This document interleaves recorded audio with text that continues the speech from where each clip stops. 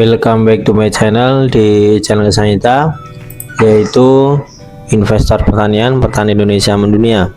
Pada kesempatan kali ini gue ingin ngejelasin yaitu bagaimana cara menjaga kualitas air kolam terpal untuk ikan gurame.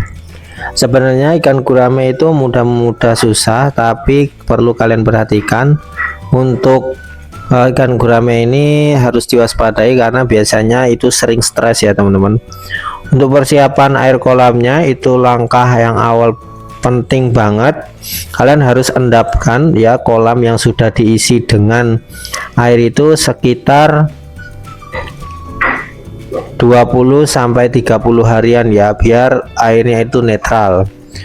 Setelah kalian gunakan atau airnya itu sudah ada di kolam terpal, maka kalian bisa berikan daun ketapang atau daun pepaya secukupnya untuk membuat air yang di kolam itu bisa netral, tidak ada bakteri ya. Untuk pemberian selanjutnya yaitu garam ikan sekitar 250 gram per meter kubik air. Tujuannya untuk menetralkan racun dan mencegah jamur yang tumbuh. Sebenarnya di dalam kolam terpal itu biasanya ada warna dan bau air ya.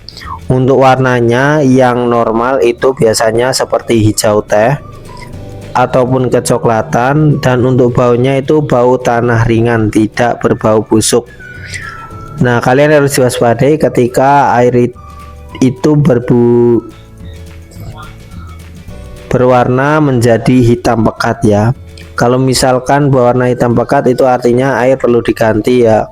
Kalau misalkan bau busuk juga dan banyak busa di permukaan itu penting banget. Ketika punya seperti itu kalian harus menggantinya ya teman-teman. Nah, untuk penggantian air yang benar kalian harus menggunakan trik yang ini ya. Perlu diperhatikan, jangan sekali-kali kalau kalian itu mengganti air secara semuanya atau ganti total. Ganti saja 10 sampai 30% saja. Untuk frekuensinya kalian misalkan air 1 meter ya, kalian 30 cm habiskan, lalu tambahkan lagi. Itu adalah air yang wajib diganti ya, jadi tidak semuanya.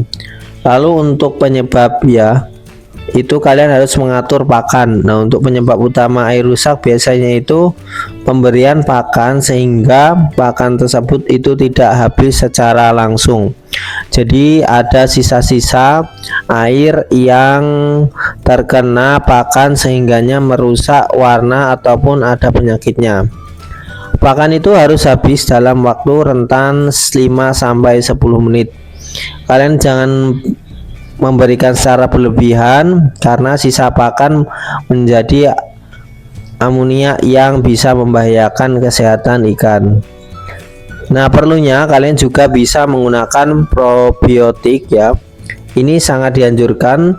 Yang manfaatnya itu adalah mengurangi kotoran ikan, menekan amonia dan bau yang ada di dalam kotoran ikan, serta membuat air itu lebih stabil.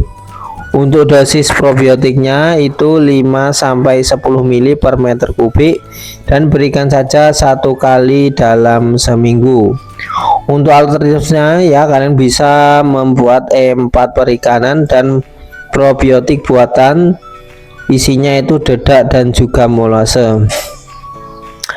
Nah, untuk membersihkan dasar kolam kalian bisa memulainya di bagian pojok kiri atau gunakan aerator minimal 1 titik dalam kolam ya, 1 titik. Untuk kepadatan tebar idealnya itu gurame 5 sampai 7 cm.